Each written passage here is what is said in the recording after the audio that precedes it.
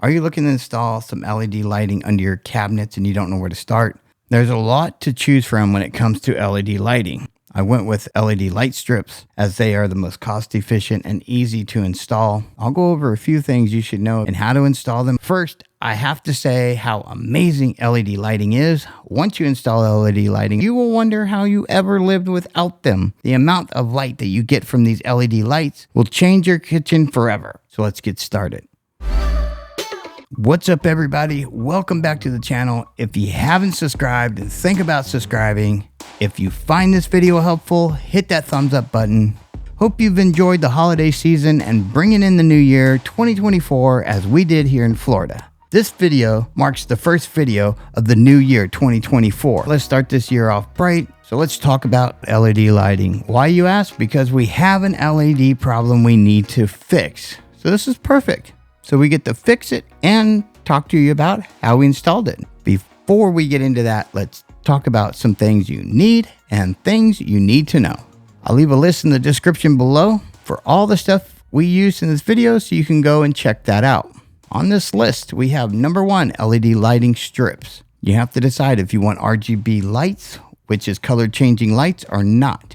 If you said no to RGB lights, then you'll have to decide if you want daylight or soft white. I went with the daylight light strips because that's what type of light bulbs that I use in my house for most things like a kitchen or a dining room area. There's so many LED light strips to choose from, but I decided to go with a brand by My Beauty Light. I went with the white LED light strip 16 feet.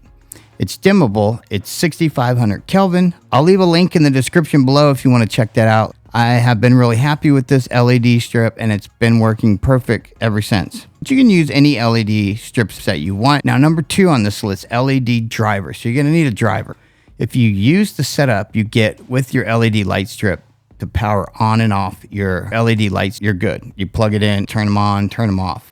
But if you plan on hooking your LED light strips to a wall switch, then you'll want to get an LED driver. Make sure you get a 12 volt driver because the lights are only 12 volts. So a 24 volt will not drive your light. I'll leave a description below. You can go check out the one that I bought. You can buy the same one or whichever one you want. That's fine. Just make sure it's 12 volt and make sure it's at least 45 watts, I would say, or higher. So 45, 65. I went with the 45 watt for this.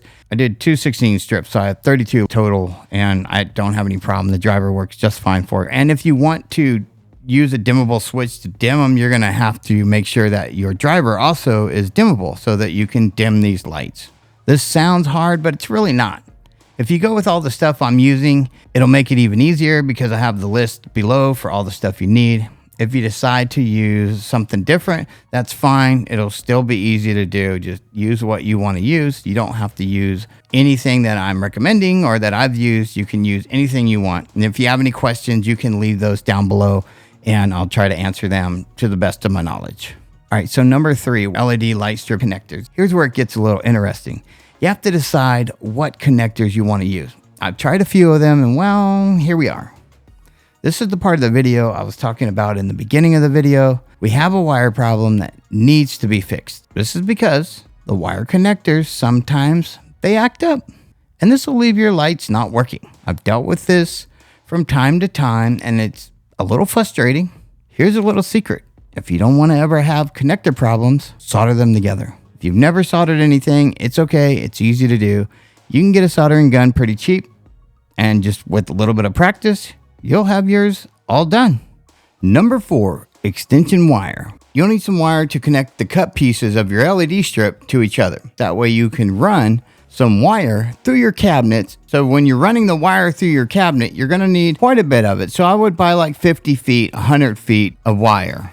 And that way you're gonna have enough wire there that you can just run that wire on top of your cabinet or the other side of your cabinet. I also ran this extension wire across the top of the cabinet, through the wall, up into the attic, and went over and dropped the line back down the wall to light up the other cabinet on the other side of my kitchen.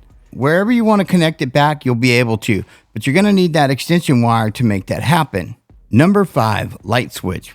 If you're going to run your LED lights to a wall switch, you're going to need a light switch. Now, you're going to want a dimmer switch if you plan on dimming your LED light strips. I went with the Casa Smart Dimmer, the KS220, as I use Casa throughout my entire house. They work really good, and they can be used with you-know-who. You just tell you-know-who, turn the lights off, turn the lights on. If you decide to use something different, that's fine. Use what you want to use. Now, if you have a place or a switch you can use already in your wall, that's great. I did not. I made a box for mine, and I put it in the cabinet above the stove. That's a cabinet that I don't really use, so it makes a really good place to put this. It just sits there. I don't really use the switch to turn on and off the lights. I use Alexa. But every now and again, I'll open the cabinet, turn it off, or turn it on by the switch, and I'm still able to do that.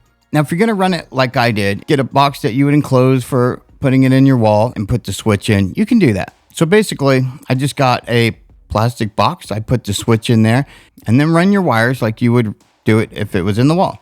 And then I wired it up through my LED driver dimmer. On your driver, you're going to have the extension wire that you ran for your LED lights. You're going to have that come into the dimmer.